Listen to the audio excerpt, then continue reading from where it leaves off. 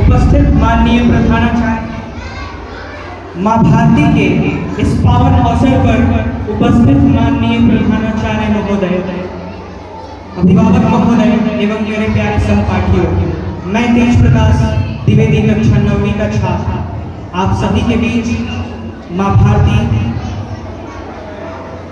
के जय माँ भारती का जय जयकारा लगाते हुए तो एक बार जोर से बोलिएगा, भारत माता की, भारत माता की, भारत माता की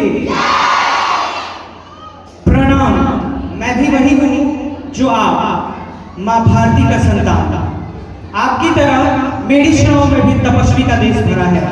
मैं उस भारत से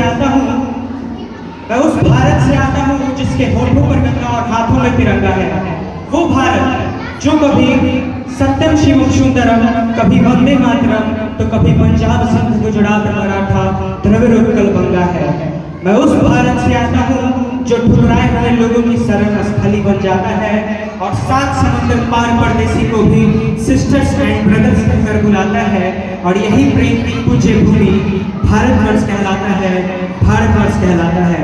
मैं उस भारत से आता हूँ जो विश्व को भी तो पदेश और कर्मयोग सिखाया, लेकिन खुद को अपना पराया नहीं सीख पाया।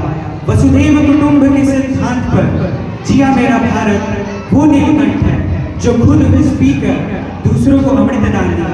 मैं उस भारत से आता हूँ जो कर्म वैवाहिक का रास्ते गाता है और तीनों लोगों का स्वामी होकर भी माखन चुराता है और महाअवतार होने के बाद भी माँ के हाथों मार खाता है।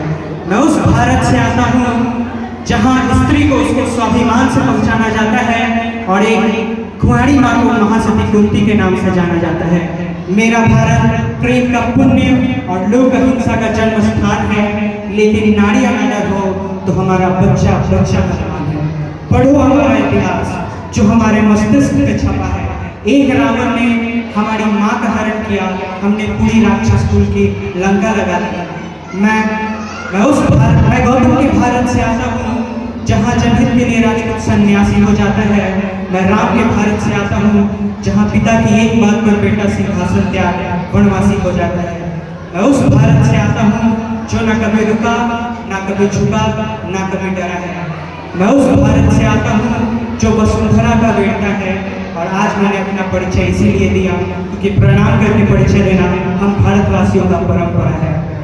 धन्यवाद। जय हिंद, जय भारत।